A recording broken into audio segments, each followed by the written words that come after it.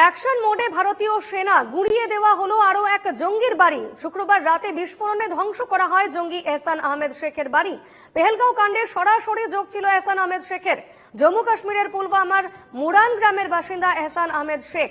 শুক্রবার রাতে সেখানেই তার দ্বিতল বাড়ি গুড়িয়ে দেয় ভারতীয় সেনা। 2023 সাল থেকে লস্কর-ই তৈবার সঙ্গে জড়িত জঙ্গি এহসান আহমেদ শেখ।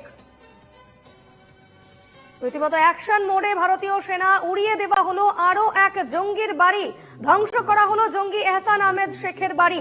পেহেলগাঁও কাণ্ডে অভিযুক্ত এহসান আহমেদ শেখ এবং শুক্রবার রাতে এহসান আহমেদের বাড়িতে হামলা চালায় সেনা। এহসান আহমেদ শেখ পুলওয়ামার বাসিন্দা। লস্কর জঙ্গি সংগঠনের সঙ্গে জড়িত এহসান। কথা বলে নেব, টেলিফোনে রয়েছেন প্রতিনিধি বাসব রায়। বাসব, একেবারে রীতিমতো অ্যাকশন মোডে রয়েছে সেনা এবং আরো এক জঙ্গির বাড়ি ভেঙে গুড়িয়ে দেওয়া হলো। হ্যাঁ, সেটা হচ্ছে অ্যাকচুয়ালি গতকালের আগে যে রাতটা হয় সেখানে দুজন জঙ্গির বাড়ি, একজনের বিস্ফোরণে ওড়ানো হয়েছিল, আরেকজনের বুলডোজার দিয়ে ওড়ানো হয়েছিল। সেই দুটো ছিল অনন্তনাগ এবং পুলওয়ামা। গতকাল রাতে একটা পুলওয়ামা, আরেকটা অঞ্চল কুলগাঁও, এই দু জায়গায় লস্কর-ই তৈবার সন্দেহভাজন দুই জঙ্গি, তাদের বাড়িও উড়িয়ে দিয়েছে ভারতীয় সেনা। তার মানে সন্দেহভাজন 4 জন জঙ্গির ঘরবাড়ি উড়িয়ে দিয়েছে ভারতীয় সেনা। এ পর্যন্ত ঠিক আছে, কিন্তু আরেকটা গতকাল থেকে কাশ্মীরে যে পহেলগাঁওতে যে জঙ্গি আক্রমণ, তারপরে অনেকগুলো ডেভেলপমেন্ট হয়েছে। তার মধ্যে উল্লেখযোগ্য ডেভেলপমেন্ট হচ্ছে কালকে বিকেলের দিকে একজন সন্দেহভাজনকে গান্দেরবাল থেকে ধরা হয়। এটা কিন্তু ওড়ানো হয়নি, তাকে ধরা হয়েছে, আটক করা হয়েছে। উত্তরপ্রদেশের এক মহিলা বলেছেন যে এই ভদ্রলোকই যাকে ধরা হয়েছে, যদি তিনি ভদ্রলোক হন, তিনি আর কি তিনি সহিস, তিনি ঘোড়া চালান। তো তিনি নাকি ধর্ম জিজ্ঞাসা করেছিলেন, কোরআন পড়েছো কিনা জিজ্ঞাসা করেছিলেন, ইত্যাদি ইত্যাদি। এবং প্রাথমিকভাবে প্রথম দিন, ঘটনার 2 দিন বা 1 দিন পরে অনন্তনাগ জেলা, যেখানে পহেলগাঁও পড়ে, অনন্তনাগ জেলার পুলিশ যে স্কেচ প্রকাশ করেছিল, সেই স্কেচের সঙ্গে ওই সহিসের মিল হয়ে গেছে। ওই সহিসের টাইটেলটা আমি বলতে পারি, গুঞ্জাল তার টাইটেল। তিনি সোনমার্গ বলে এরিয়া, পহেলগাঁও না, সোনমার্গে তিনি ঘোড়া নিয়ে যাত্রী পারাপার করেন। তো এইটা আরেকটা ডেভেলপমেন্ট। এদিক থেকে আরেকটা ডেভেলপমেন্ট আছে, সেটা হচ্ছে পাকিস্তানে কালকে সেনেটের মিটিং হয়। সেই সেনেট থেকে পাকিস্তানের যে বিদেশ মন্ত্রী, তিনি জানান যে পাকিস্তানে লস্কর-ই তৈবা একেবারেই নিষ্ক্রিয় এবং পাকিস্তান এই পহেলগাঁওতে যে টেরর অ্যাটাক হয়েছে তার সঙ্গে পাকিস্তানের কোনো যোগ নেই এবং পাকিস্তানের দিক থেকে এটা আন্তর্জাতিক যদি কোনো তদন্ত হয় পহেলগাঁও নিয়ে, সেখানে পাকিস্তান যোগ দেবে। তার মানে আজকের ডেভেলপমেন্টের মধ্যে আমি যেগুলো বললাম আর আপনি যেটা জানতে চাইবেন, তার সবটা মিলিয়েই বললাম। তাতে গতকাল আরো 2 জঙ্গির বাড়ি উড়িয়ে দিয়েছে সেনা। একটা হচ্ছে পুলওয়ামা, আর একটা হচ্ছে কুলগামে। এই হচ্ছে মূল জায়গা। বিপর্ণা, একদম। বাসব, তুমি সঙ্গে থাকো, আমি তোমার কাছে আবারও ফিরছি।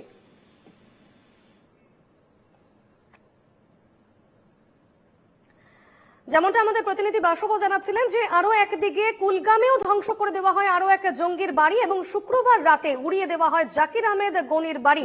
পেহেলগাঁওয়ের সন্ত্রাসী হামলায় অভিযুক্ত জাকির আহমেদ এবং দক্ষিণ কাশ্মীরের কুলগাম জেলার মাতালহামা এলাকার বাসিন্দা জাকির। শুক্রবার রাতে ভারতীয় সেনা সেখানেই বিস্ফোরণ ঘটায়। জাকির আহমেদ গনি 2023 সাল থেকে সক্রিয় লস্কর জঙ্গি সংগঠনের সঙ্গে জড়িত জাকির আহমেদ। এ বিষয়ে আমরা কথা বলে নেব। আমাদের সঙ্গে টেলিফোনে রয়েছেন প্রতিনিধি বাসব রায়। বাসব, আরো এক জঙ্গি, যেমনটা তুমি জানাচ্ছিলে যে কুলগামের বাসিন্দা জাকির আহমেদ, তার বাড়িও গুড়িয়ে দেওয়া হয়। ফলতে দেখা যাচ্ছে কাশ্মীরের বেশ কিছু এলাকায় এই সমস্ত জঙ্গিরা ঘাঁটি গেড়েছিল এবং রীতিমতো সক্রিয় ছিল। হ্যাঁ, সেটা হচ্ছে কাশ্মীরে আমরা এই যে আমাদের দেশের যে সরকার 2024-এ সম্ভবত জুন মাস বা মে মাস যখনই শপথ নিয়েছে, নতুন যে সরকার ভারতের নরেন্দ্র মোদীর 3য় দফার যে সরকার, তারপরে পহেলগাঁও অ্যাটাকের আগে পর্যন্ত, তার আগে মোট 61 জন মারা গেছে। এই 61 জনের মৃত্যুর মধ্যে কেউ কেউ ছিল কাশ্মীরের সাধারণ মানুষ, আর বেশিরভাগটাই হচ্ছে হয় সেনা কিংবা কাশ্মীরে যারা সরকারি অফিসার বা সরকারি কর্মী তারা এই প্রথম স্মরণকালের মধ্যে প্রথম জঙ্গিরা বেছে বেছে মানুষকে খুন করে। তো পহেলগাঁও যে অ্যাটাক, তাতে জঙ্গিদের এবং সব ছেলেকে খুন করছে, সব পুরুষ, কোনো মেয়ে বা কোনো বাচ্চা, কোনো মহিলা এরা খুন করে। পহেলগাঁও অ্যাটাকে শুধু ভারত সরকার নয়, গোটা বিশ্ব কেঁপে গেছে। কারণ জঙ্গি যারা হয় যে কোনো জায়গায়, জঙ্গিরা কখনো মানুষের ধর্ম, নাম, ঠিকানা এগুলো বেছে খুন করে না। তারা আসে নির্বিচারে গুলি চালায় কিংবা বোমা ফেলে, সবাই যাতে মারা যায়। যত বেশি মানুষকে মারবো ততই জঙ্গিপনাটা বেশি হবে, এটা হচ্ছে জঙ্গিদের বক্তব্য বা এই দৃষ্টিভঙ্গিতেই জঙ্গিরা চলে। কিন্তু পহেলগাঁওয়ের ঘটনাটা সম্পূর্ণ অন্যরকম। ভারত সরকার প্রথম থেকেই বলে আসছে আমরা খুব কড়া পদক্ষেপ নেব। এটা যেমন প্রধানমন্ত্রী বলেছেন, স্বরাষ্ট্রমন্ত্রী বলেছেন, এবং আমরা যারা ভারতবাসী আমরাও সেটা চাই যে ভবিষ্যতে যারা কাশ্মীরে যাবে তাদের যেন কখনো কোনোভাবে এক মুহূর্তের জন্য এই আশঙ্কা না থাকে যে আমার উপরে কোনো জঙ্গি অ্যাটাক হতে পারে।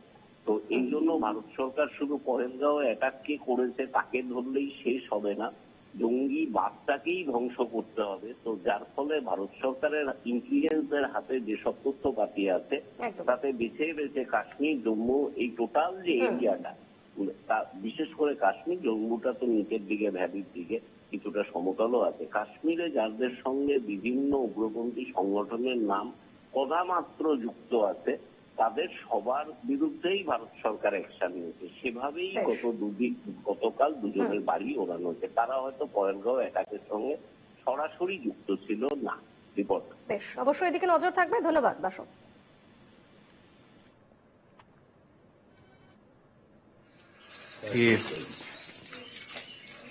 Really, it's upstairs.